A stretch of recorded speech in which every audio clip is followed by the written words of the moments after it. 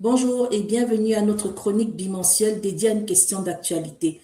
Le 12 août dernier, en Belgique, une jeune étudiante camerounaise a perdu la vie suite à un suicide. D'après ce qui est dit, elle se serait jetée du haut de son balcon et plusieurs témoignages évoquent un état de stress intense et une détresse psychologique qui était due à des pressions financières qu'elle subissait venant de l'Afrique, mais également à des problèmes administratifs qu'elle avait sur place en Belgique par rapport à son titre de séjour. Aujourd'hui, c'est important d'en parler parce que ce n'est certainement pas la première fois que ça arrive, notamment des jeunes qui arrivent en Europe, en Amérique, et qui doivent faire face à des challenges assez particuliers, ne savent pas exactement comment gérer ces situations, des problèmes financiers qu'ils ont même parfois sur place, mais dont ils ne peuvent pas forcément faire part à leur famille en Afrique parce que ces familles-là sont pleines d'espoir lorsqu'elles les font partir et qu'elles se disent que de l'autre côté, elles ont sûrement beaucoup d'argent ou elles ont trouvé un travail ou un job qui leur donne beaucoup d'argent tout de suite. Ce n'est pas toujours le cas. Alors très souvent, ce qu'il faut faire, c'est déjà pouvoir se dire des vérités, c'est-à-dire pouvoir avouer à sa famille en Afrique qu'on n'a pas de l'argent, on n'a pas autant d'argent à envoyer aussi fréquemment, première chose, et surtout également leur faire comprendre qu'on a besoin de leur soutien psychologique, de leur soutien moral, parce que lorsqu'on est de l'autre côté et qu'on reçoit seulement des coups de fil pour des demandes d'argent, des demandes d'aide, à un moment donné, oui, ça devient très stressant puisqu'en même temps, on doit gérer son quotidien qui n'est pas toujours très évident et qu'on ne peut pas expliquer à ces familles-là. C'est donc important que les familles, que ce soit les parents, que ce soit les frères, les amis qui sont restés en Afrique, aient cette prise de conscience et traitent les personnes qui sont de l'autre côté en Occident, pas toujours comme si elles devaient être misées sur un piédestal, mais également sur des êtres humains qui ont simplement besoin de soutien également et qui ont besoin d'être accompagnés. Alors, deuxième chose, c'est que lorsque vous vous sentez en détresse psychologique, il ne faudrait pas simplement rester dans votre coin et ruminer tout seul, parce que ça peut être très grave et vous n'êtes pas forcément conscient de ce qui vous arrive. Il faudrait pouvoir parler avec des amis si c'est possible.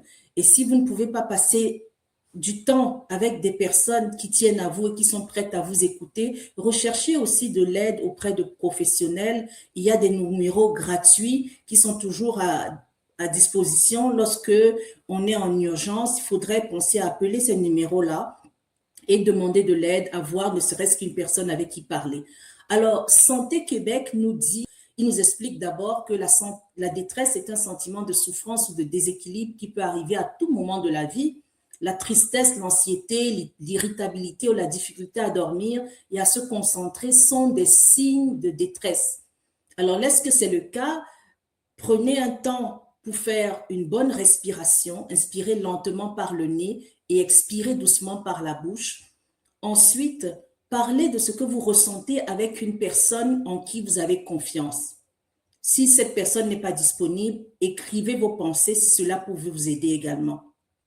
Ensuite, prenez également le temps de peut-être sortir, aller dans un jardin, aller dans un endroit qui est beau et où vous vous sentez bien. Ça peut être à la bibliothèque, ça peut être le plein air, ça peut être dans la forêt, ça peut être simplement dans un endroit où il y a beaucoup de personnes, un festival ou une fête, mais essayez de vous changer les idées pour remettre peut-être vos problèmes au lendemain.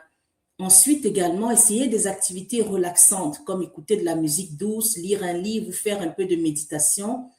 Et évidemment, il faudrait savoir que la détresse peut être passagère, mais ça peut être également quelque chose qui reste en vous longtemps.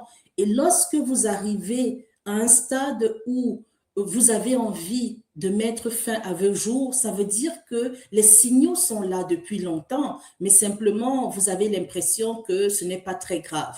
Si les signaux sont là, parlez-en, ne restez pas enfermé dans votre coin, téléphonez au numéro d'urgence pour pouvoir en parler et n'attendez pas d'être à bout complètement.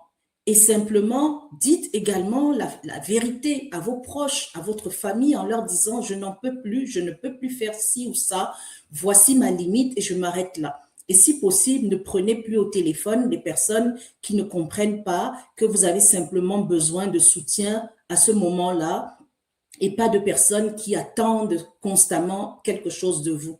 Alors, j'espère que cette chronique d'aujourd'hui vous a aidé. Nous espérons que les familles et également les proches auront conscience de ce qui est arrivé et penseront à l'avenir à avoir un traitement beaucoup plus compassionnel vis-à-vis de leurs proches ou de leurs amis.